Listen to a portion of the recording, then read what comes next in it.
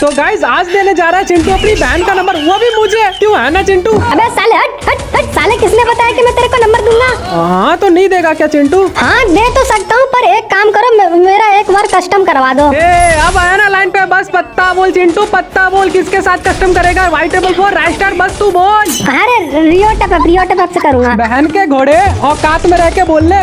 लगता है किसी को दीदी का नंबर नहीं चाहिए। छोड़ो, दीदी का नंबर नहीं चाहिए ना आपको? अरे अरे अरे मजाक कर रहा था तुझे। रियो टैप से तो करवाऊंगा कस्टम, रुक अभी बुलाता हूँ। आजा आजा आजा, ये आ गए। हाँ बोलो गुंडा। अरे बोलो कुछ नहीं, चलो आओ कस्टम में। क्या? अरे रियो टैप, सुनो सुनो